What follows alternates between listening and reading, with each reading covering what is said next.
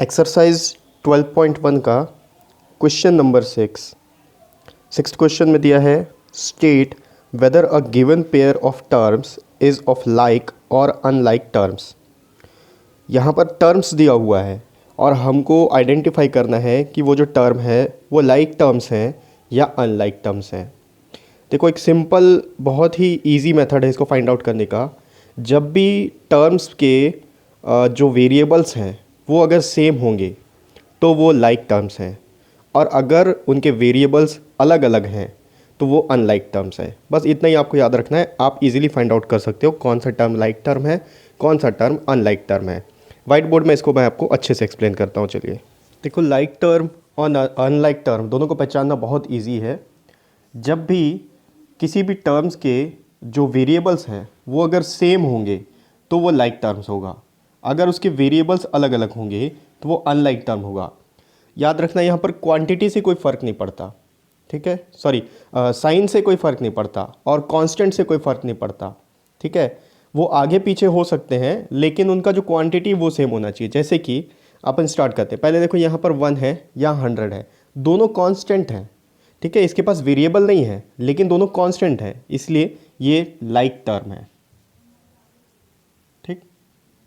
अब यहाँ देखो ये -7 है और 5/2 है और दोनों का जो वेरिएबल है वो x है, ठीक है। अगर यहाँ किसी के पास x² होता तो ये अनलाइक टर्म हो जाते, ठीक है, लेकिन दोनों के पास x है इसलिए ये लाइक टर्म है, ठीक।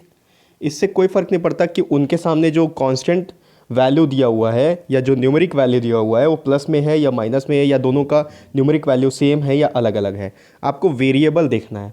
अगर दोनों में वेरिएबल नहीं है तो वैसे भी वो लाइक टर्म होगा क्योंकि दोनों कांस्टेंट हैं, ठीक है। यहाँ देखो -29x है, यहाँ -29y है, इसका वेरिएबल x है और इसका वेरिएबल y है, इसलिए ये अनलाइक टर्म है,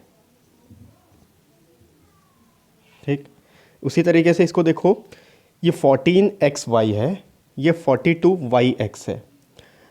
वेरिएबल आगे पीछे हो इससे कोई फ़र्क नहीं पड़ता क्योंकि ये मल्टीप्लाई का साइन है। अगर प्लस माइनस होता तो अलग हो सकता था, ये मल्टीप्लाई का साइन है, ठीक है। अगर आप x को इधर भी लिख दो तो भी ये सेम रहेगा। अगर 42xy लिख दो तो भी इसका वैल्यू चेंज नहीं होगा, ये वही रहेगा। तो xy इसके पास भी है, xy इसके पास भी है, तो इसलिए ये दोनों लाइक टर्म्स हैं, ठीक। देखो, लाइक टर्म या अनलाइक टर्म में उसके साइन से या उसके न्यूमेरिक वैल्यू से कोई फ़र्क नहीं पड़ता, ठीक है। वो दोनों, उसका जो वेरिएबल है वो सेम होना चाहिए, और या फिर अगर दोनों कांस्टेंट है तो दोनों कांस्टेंट रहना चाहिए। तो ये देखो यहाँ पर 4m² है और यहाँ 4mp² है। यहाँ पर देखो m जो है स्क्वायर है यानी कि 2m है, और यहाँ पर m सिंगल है, तो वैसे ही पहले अनलाइक हो गया। फिर p को भी देखोगे तो यहाँ p सिंगल है और यहाँ p का स्क्वायर है यानी कि p डबल है, तो ये दोनों अनलाइक टर्म हो गया।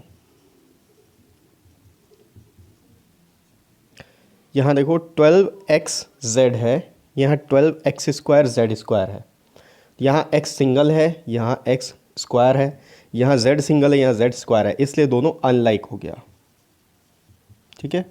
तो इस तरीके से आप दो टर्म या दो से ज़्यादा टर्म में भी आप फाइंड आउट कर सकते हो कि वो लाइक टर्म्स हैं या अनलाइक टर्म्स हैं। तो ये हो गया एक्सरसाइज 12.1 का 6th क्वेश्चन।